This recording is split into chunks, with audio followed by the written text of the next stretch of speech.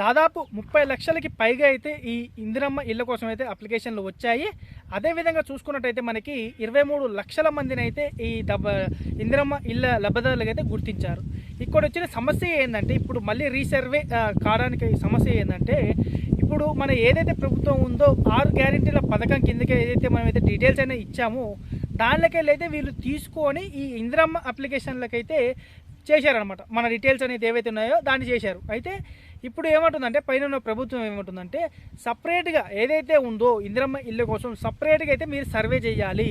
మీరు ఏంటి అలా చేయకుండా మీరు ఏం చేశారంటే మీరైతే 6 గ్యారెంటీలు ఏదైతే ఇస్తామని చెప్పారో దాంట్లో వచ్చిన డీటెయిల్స్ని సపరేట్ చేసి మీరు ఇందిరమ్మ ఇళ్ళకైతే మీరు చేశారు. కాబట్టి దీంట్లో అయితే ఎలాంటి అంటే కొంతమందికి అయితే ఇల్లు ఉన్నప్పటికి కూడా మనం చూసుకున్నట్టయితే మనకి ఇల్లు ఉన్నప్పుడు కూడా కొంతమందికి అయితే ఇల్లు వచ్చిందని L2లో వచ్చాయని అయితే మనం చూస్తున్నాం అన్నమాట వార్తలలో.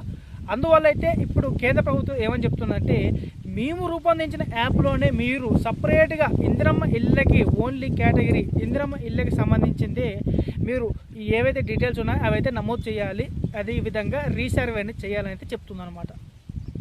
ఇది కొంతమందికి మంచి విషయమే కావచ్చు. కొంతమందికి ఏంటంటే ఇప్పటివరకు ఎంతమందికి అయితే L1 L2 వచ్చాయో లబ్ధిదారులకి ఇల్లు వచ్చి కూడా కట్టుకుంటున్నారు బేస్మెంట్లు అవి లేపుకుంటున్నారు వాళ్ళకి కొంతమందికి అయితే బాధాకరమైన చెప్పుకోవచ్చు. చూసుకున్నట్టయితే దాదాపు చాలా మందికి అయితే ఈ ఇందిరమ్మ ఇల్లు వచ్చిందని సంతోషం వ్యక్తం చేశారు. ఇప్పుడైతే మరొకసారి రీసర్వే అనేది జరగడంతో ఏ విధంగా ఉండబోతుంది ప్రాసెసింగ్ అని చెప్పేసి మనం నెక్స్ట్ వీడియోలో అయితే తెలుసుకుందాము. మీకు ఈ సంబంధించిన అప్డేట్ కావాలనుకుంటే మాత్రం మన ఛానల్ అయితే లైక్ చేయండి, షేర్ చేయండి, సబ్స్క్రైబ్ చేయండి. మరిన్ని మంచి మంచి వీడియోలు అయితే మేము ముందుకు వస్తాను. జై హింద్.